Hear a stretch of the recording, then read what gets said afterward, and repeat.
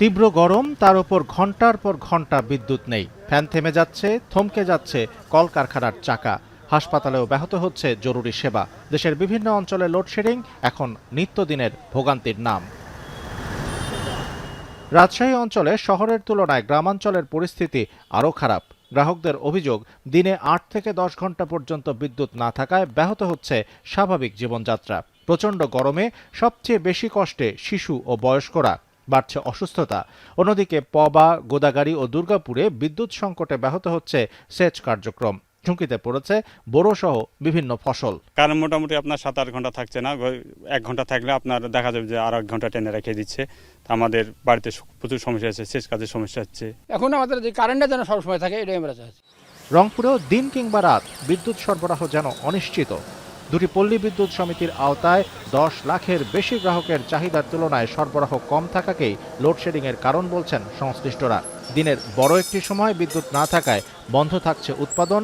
সবচেয়ে বেশি ভোগান্তিতে হালকা প্রকৌশল শিল্প। নিরবচ্ছিন্ন বিদ্যুৎ সরবরাহের দাবি সংশ্লিষ্টদের।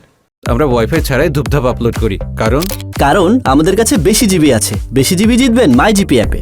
সারাদিনে 2 ঘন্টা 1 ঘন্টা কারেন্ট পাই, কাজকর্ম করতে পারি না। দিনেও যাচ্ছে, রাইতেও যাইতেছে, খুব কষ্ট হইতেছে, খুব ভোগান্তিতে আমরা পড়ে আছি।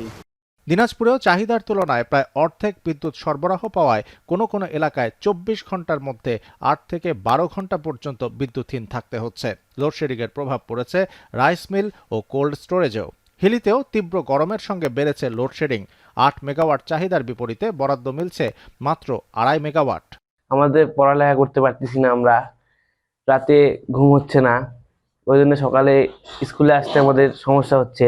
কারণ থাকছে না, ৮ ঘন্টার উপর 1 মিনিট থাকছে না। একই চিত্র টাঙ্গাইল, ঝিনাইদহ সহ বিভিন্ন জেলায়। গরমের সঙ্গে পাল্লা দিয়ে বেড়েছে লোডশেডিং। একদিকে বিদ্যুতের জন্য মানুষের এমন হাহাকার, অন্যদিকে জ্বালানির আরেক উৎস গ্যাস নিয়েও সংকট তীব্র। আর কুমিল্লায় যেন একই সঙ্গে 2 সংকটের ছায়া। লোডশেডিংয়ের পাশাপাশি গ্যাসের চাপও কমে গেছে। বিদ্যুৎ সংকটে যেখানে থমকে যাচ্ছে জীবন ও উৎপাদন, গ্যাস সংকটে সেখানেও একই দুর্ভোগের প্রতিচ্ছবি। কুমিল্লায় আগে ২০ থেকে ২৫ মেগাওয়াট বিদ্যুৎ ঘাটতি থাকলেও এখন তা বেড়ে দাঁড়িয়েছে প্রায় ৫০ থেকে ৫৫ মেগাওয়াটে। একই সঙ্গে ভারতের ত্রিপুরা থেকে আসা প্রায় ১৯০ মেগাওয়াট বিদ্যুতের সরবরাহ কমেছে। সবচেয়ে ভয়াবহ পরিস্থিতি হাসপাতাল ও স্বাস্থ্য কমপ্লেক্সগুলোতে।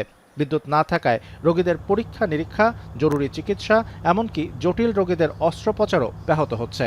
সংশ্লিষ্টদের হিসাবে কুমিল্লা জোনে প্রতিদিন প্রায় ৩০০ মেগাওয়াট বিদ্যুতের ঘাটতি রয়েছে। এদিকে গ্যাসের স্বল্প চাপেও দুর্ভোগে পড়েছেন ৫ লাখের বেশি গ্রাহক। 10টা সাড়ে 10টায় গেছে, 2-2.5 ঘন্টা কারেন্ট থাকে না, নাই। এরপরে যদি 1 ঘন্টা আসে, 3 ঘন্টা আসে না। খাম্বা আছে, কারণ নাই। ঠিক আছে, কত হলে তো আজকে আমার ছেলেরে আমি 5 পাঠাইছি, 5 হিরে চলে আছে, কারণ নেই। চট্টগ্রামে গ্যাসের জন্যই ঘন্টার পর ঘন্টা অপেক্ষা করতে হচ্ছে যানবাহনকে। গত ২০ দিন ধরে যেন এটিই স্বাভাবিক চিত্র। মাতার বাড়িতে ভাসমান এলএনজি টার্মিনালে অগ্নিকাণ্ডের পর থেকেই তীব্র হয়েছে গ্যাস সংকট। সাধারণত ২৩০ থেকে ২৪০ চাপের মধ্যে গ্যাস সরবরাহ করা হলেও এখন চাপ নেমে এসেছে ১৭০ থেকে ১৮০-তে। ফলে স্বাভাবিকভাবে গ্যাস দিতে পারছে না ফিলিং স্টেশনগুলো। 4 ঘন্টা দাঁড়ায় থাকি, মাত্র 151 টাকার গ্যাস পাইছি। এটা দিয়ে ধরুন আমার চলবে না, আমার 300-350 টাকার গ্যাস ঢুকে টাঙ্কিতে। সকাল 7টা থেকে আমরা এখন 11টা তালেক বসেছিলাম, গ্যাস পাইনি। গ্যাসের স্বল্প চাপের কারণে পর্যাপ্ত সরবরাহ দেওয়া সম্ভব হচ্ছে না বলে জানিয়েছে কর্ণফুলী গ্যাস ডিস্ট্রিবিউশন কোম্পানি। তবে সংকট কবে নাগাদ কাটবে তারও সুনির্দিষ্ট উত্তর নেই কর্তৃপক্ষের কাছে। সাপ্লাই কম, আমি গ্যাস সাপ্লাই কম পাচ্ছি। আমি যতটুকু তো আমি প্রান্তে পৌঁছে দিব, তাই না? আমি পাচ্ছি কম, 260 থেকে 70, আমরা পাচ্ছি এখন 200-ও কম। সাপ্লাই ডেভেলপ না হলে এই সমস্যা থেকে থাকবে। আমি ঠিক বলতে পারবো না কবে নাগাদ কি হতে পারে। বিদ্যুৎ হোক কিংবা গ্যাস, 2 সংকটের অভিঘাতেই থমকে যাচ্ছে মানুষের স্বাভাবিক জীবন।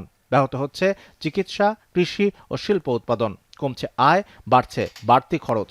দুর্ভোগ কমিয়ে দ্রুত স্বাভাবিক সরবরাহ নিশ্চিত করাই এখন ভুক্তভোগী মানুষের প্রত্যাশা। শামসুল আরেফিন, এখন।